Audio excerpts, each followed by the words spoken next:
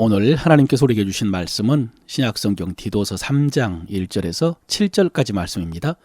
너는 그들로 하여금 통치자들과 권세 잡은 자들에게 복종하며 순종하며 모든 선한 일 행하기를 준비하게 하며 아무도 비방하지 말며 다투지 말며 관용하며 범사의 온유함을 모든 사람에게 나타낼 것을 기억하게 하라. 우리도 전에는 어리석은 자요 순종하지 아니한 자요 속은 자요 여러 가지 정욕과 행락에 종노릇한 자요 악독과 투기를 일삼은 자요 가증스러운 자요 피차 미워한 자였으나 우리 구주 하나님의 자비와 사람 사랑하심이 나타날 때에 우리를 구원하시되 우리가 행한 바 의로운 행위로 말미암지 아니하고 오직 그의 긍휼하심을 따라 중생의 씻음과 성령의 새롭게 하심으로 하셨나니 우리 구주 예수 그리스도로 말미암아 우리에게 그 성령을 풍성히 부어주사 우리로 그의 은혜를 힘입어 의롭다 하심을 얻어 영생의 소망을 따라 상속자가 되게 하려 하심이라. 아멘. 오늘도 성령님께서 이 말씀을 통해서 진리를 깨닫게 하시고 여러분의 믿음과 삶이 그 진리 위에 세워지시기를 바랍니다. 1장과 2장에서 바울은 바른 복음과 또 거기에 합당한 삶, 윤리적인 삶에 대해서 교훈을 했습니다. 왜 성도가 윤리적인 삶을 살아야 되는가? 그것은 먼저 그것이 바른 복음이기 때문입니다. 온전한 복음이기 때문입니다. 그리고 그것이 바로 하나님께서 우리를 구원하신 목적이기 때문입니다. 이것을 바울은 이렇게 표현을 했습니다. 그가 우리를 대신하여 자신을 주심은 모든 불법에서 우리를 속량하시고 우리를 깨끗하게 하사 선한 일을 열심히 하는 자기 백성이 되게 하려 하심이라 라고 했습니다. 여러분 이것이 하나님이 우리를 구원하신 목적입니다. 선한 일을 열심히 하는 자기 백성이 되게 하는 것입니다. 이에 대해서 바울은 오늘 우리가 사회에서 어떻게 해야 되는가를 가르쳐 줍니다. 우리 성도들은 사회에서 시민으로, 국민으로, 국가와 통치자들에게 어떤 태도를 보여야 되는가. 이 말씀은 얼마 전에 로마서에서도 살펴보았는데요. 짧은 기간 동안에 반복해서 말씀을 주십니다. 이에 대해서 1절 이렇게 말합니다. 너는 그들로 하여금 통치자들과 권세 잡은 자들에게 복종하며 순종하며 그랬습니다. 왜냐하면 그것은 우리가 선한 일에 방해를 받지 않기 위함이라고요. 무슨 말이냐? 당시 로마 통치 아래에서 불필요한 오해를 받을 필요가 없다는 것입니다. 괜히 교회가 국가를 부정하는 이적단체라는 오명을 받으면 신앙생활하는 것도 그렇고 복음을 전하는데 어려움을 당합니다. 그러므로 시민의 의무를 다하면서 주의 일에 방해를 받지 않도록 하라라는 그런 말씀입니다. 또 다른 사람을 향해서도 성도는 조심스러운 태도를 가지라고 했습니다. 다른 사람에 대해서도 비방하지 말고 다투지 말고 관용하고 온유하라라고 했습니다. 특별히 바울은 디도에게 이것을 기억하게 하라라고 했습니다. 성도들이 잊지 않고 기억할 수 있도록 단단히 가르치라는 말씀입니다. 중요한 것은 왜 그렇게까지 해야 되느냐? 그 신학적인 근거가 중요하죠. 이것을 한마디로 영생의 소망을 따라 상속자가 되게 하려 하심이라 라고 했습니다. 우리에게 이런 소망이 있기 때문에 우리가 상속자가 되어서 하나님의 기업을 상속할 것이기 때문에 그러므로 우리는 그런 삶을 살아야 되고 또 그런 삶을 살 수 있다는 것입니다. 여러분 이것이 2장에서 말했던 우리를 향한 하나님의 목적의 완전한 모습입니다. 하나님께서는 단지 우리를 선한 일을 하는 백성이 되게 하실 뿐만 아니라 우리를 상속자로 삼으시고 우리에게 영광의 기업을 주시려는 것입니다. 그러므로 선한 일은 우리가 살펴보지 않았지만은 2장에 나왔던 가족들에 대한 의무와 또 종으로서 상전에 대한 의무와 오늘 시민으로서 국가에 대한 의무와 다른 사람에 대한 성도의 윤리는 우리를 향한 하나님의 기대와 목적이면서 동시에 우리 기업과 상급의 근거가 된다는 것입니다. 한마디로 여러분 우리 선한 일이 헛되지 않다는 말씀입니다. 하나님께서 다 갚아주신다고요. 우리가 하나님께 드린 것뿐만 아니라 하나님의 말씀을 따라 살고자 했던 모든 삶이 하나님 앞에서 헛되지 않다는 것입니다. 여러분 이 교훈이 얼마나 확실한 진리인지 바울은 디도에게 이렇게 말합니다. 너는 이것을 굳세게 말하라. 이 말이 미쁘도다. 원하건대 너는 이 여러 가지 것에 대해서 굳세게 말하라.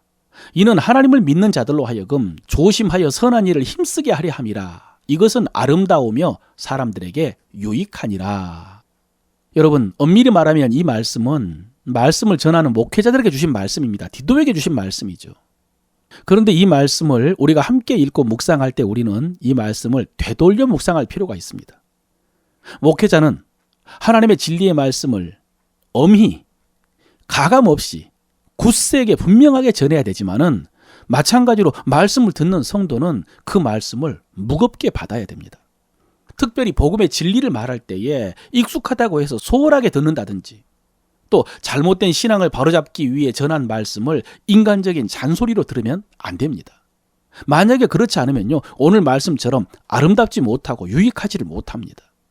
믿는 자들로 하여금 선한 일을 힘쓰게 하려 함이라 라고 했는데 말씀을 무겁게 받지를 못하면 그렇게 선한 일에 힘쓰지를 못하고 무익한 일에 힘을 쓰는 안타까운 일이 벌어집니다. 그러므로 사랑하는 성도 여러분, 말씀을 무겁게 들으시길 바랍니다. 그래서 그 말씀을 통해서 하나님의 뜻을 발견하고 그 뜻대로 행하면서요, 이것이 여러분에게 진정한 유익이 되기를 바랍니다. 두 번째로 바울은 마지막 인사를 하면서 동역자들에 관한 언급을 합니다. 아네마나 두기고를 보내거든 너는 급히 니고볼리에 있는 나에게로 오라 라고 했고요. 또 율법교사 세나와 아볼로를 급히 먼저 보내라 라고 했습니다. 아마 바울이 성도들을 교육하기 위해서 아볼로와 세나를 그레데 교회에 보낸 모양입니다. 그런데 이제는 다른 곳에 보내야 되기 때문에 급히 먼저 보내달라는 말씀입니다. 또 아네마와 두기고가 도착을 하거든 디도 너는 급히 니고볼리에 있는 나에게로 오라 라고 했습니다. 여러분, 물론 지금 디도서에 이들이 하는 일이 구체적으로 언급된 것은 아닙니다. 그래도 우리가 말씀을 읽으면서 느낄 수 있는 것은 이 사람들이 바울에게 있어서 아주 유익한 동역자들이라는 사실입니다. 바울이 여러 교회들을 돌보다 보면은 이런저런 일이 많은데 그 일들을 바울이 일일이 다 할 수가 없습니다. 그럴 때 적절하게 준비된 동역자가 있어서 그 일을 할 수 있으면 얼마나 좋겠습니까? 오늘 본문 12절에도 급히라는 말이 나오고요. 13절에도 급히 먼저라는 말이 나오는 것처럼 여러분 주의 일을 하다 보면 급한 일이 많이 생깁니다. 그럴 때 얼른 떠오르는 사람, 그렇게 적절하게 준비된 사람, 그렇게 인정받는 사람, 여러분 그런 사람이 되면 얼마나 좋겠습니까? 뒤에 이어지는 말씀도 그렇습니다. 율법교사 세나와 아볼로를 급히 먼저 보내라 라고 하면서 그들로 부족함이 없게 하라 라고 했습니다. 쉽게 말하면 빈손으로 보내지 말라는 말씀입니다.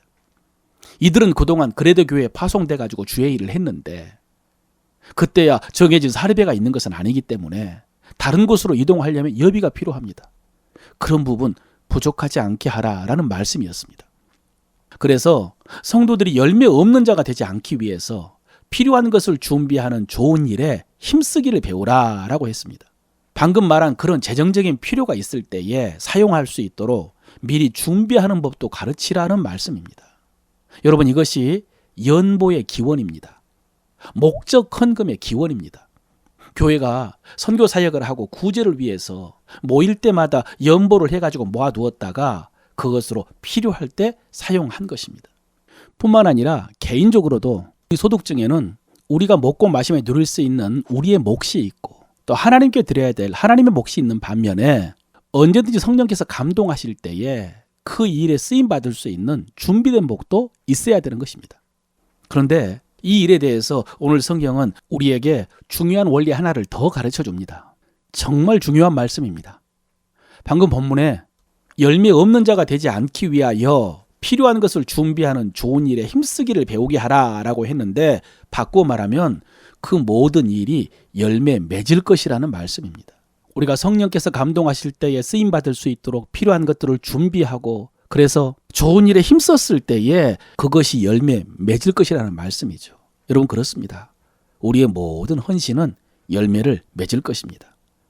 그러므로 우리의 헌신은 씨앗을 심는 것입니다. 심는 대로 거두는 것이 하나님의 법칙입니다. 심지 않고 거두기를 기대해서도 안 되고 심고 나서 낙심하는 것도 마찬가지로 불신앙입니다. 사랑하는 성도 여러분, 여러분이 하나님께 유용한 일꾼이 되시기를 바랍니다. 언제든지 준비되어서 주께서 쓰시겠다라고 하실 때에 또 누가 나를 위해 갈고라고 하실 때에 주님 제가 여기 있습니다. 나를 보내소서라고 몸으로 응답할 수 있는 아니면 재능과 물질로 준비되고 쓰임받는 여러분 되시기를 바랍니다. 그래서 하나님이 약속하신 축복의 열매가 여러분의 삶 속에 풍성하게 맺혀지시기를 주의 이름으로 축원합니다.